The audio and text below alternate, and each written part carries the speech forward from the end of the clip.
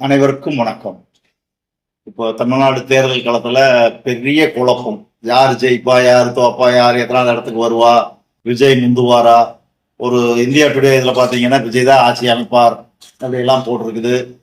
அதிமுகவுக்கு வந்து கடைசி இடத்த கொடுத்துருக்குறாங்க. 23 24 சீட்டு வரும், அது வந்து 32 சீட்டுகள் வரும்னு சொல்லியிருக்கிறாங்க. அப்புறம் முதலமைச்சர் ஸ்டாலின் அவர் மீண்டும் முதல்வர் ஆவான்னு ஒரு 4-5 பத்திரிகை செய்திகள் வந்திருக்கு. எடப்பாடியார் முதல்வர் ஆவான்னு ஒரு 3 பத்திரிகை செய்திகள்லாம் வந்திருக்குது. இது பெரிய ஒரு குழப்பம் மாதிரி இருக்கு. அப்படி அல்ல, கட்டமைக்கப்பட்டிருக்கிறத தவிர ஒரு பெரிய குழப்பமெல்லாம் ஒன்றும் இல்லை. இப்பவும் தெளிவா சொல்றேன், ஏடிஎம்கே வந்து 130 140 சீட் அந்த கண்டிப்பா வருவாங்க. 140 சீட் வரைக்கும் கண்டிப்பா வந்து தனி கட்சியா ஆட்சி அமைப்பாங்க. அதுல மாற்றம் கிடையாது. பிரச்சனை வந்து விஜய் வந்ததுனால குழப்பம் அப்படிங்கிற மாதிரி காட்டுறாங்க. அது அப்படி அல்ல. செய்தி டிபேட்ல வந்து அவங்களுக்கு டிஆர்பி ரேட் உயரணும் அப்படிங்கிறதுக்காக.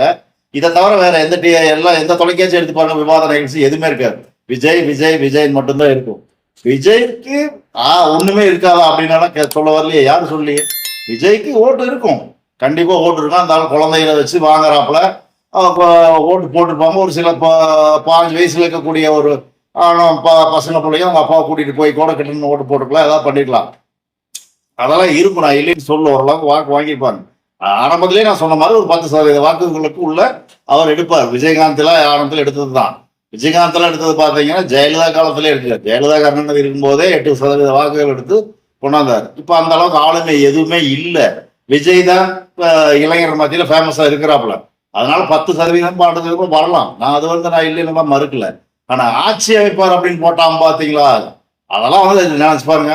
இது ஒரு பொய்யான கட்டமைப்பு அப்படின்னு நான் எதை சொல்றேன், நீங்கள் நல்லா தெளிவா தெரிஞ்சுக்கலாம். மொத்தம் 234 சீட்ல அதிமுகவுக்கு ஒரு குறிப்பிட்ட சீட்டு சொல்லுவாங்க, திமுகவுக்கு ஒரு குறிப்பிட்ட சீட்டு சொல்லுவாங்க. மற்றவைன்னு போட்டு 4 சீட்டு 2 சீட்டு 6 சீட்டு அப்படின்னு போட்டிருப்பாங்க. நல்லா பாருங்க, அந்த இதுல பாருங்க, மற்றவைன்னு போட்டிருப்பாங்க. மற்றவைன்னா யாரு?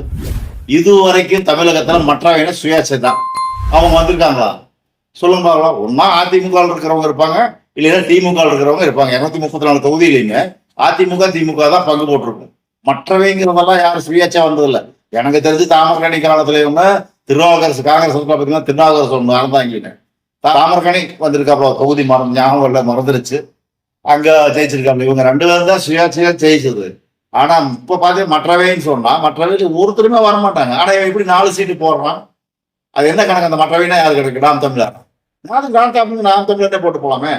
அதனால இதெல்லாம் வந்து ஒரு ஃப்ராடு தான். சும்மா அதாவது அதிமுக முதலமைச்சர் சொன்னதுக்காக நான் அதுவும் உண்மை, திமுக முதலமைச்சர் சொன்னா அது பொய், இப்படிலாம் நான் சொல்ல வரல.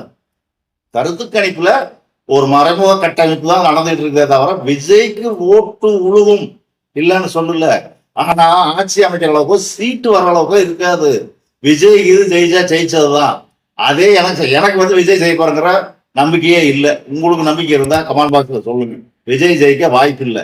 மீண்டும் திருப்பி சொல்றேன், அதிமுக தான் ஜெயிக்கும். 130 135 சீட் கண்டிப்பா அவங்க வருவாங்கன்னு சொல்லி இந்த காணொலியை நிறைவு செய்கிறேன்.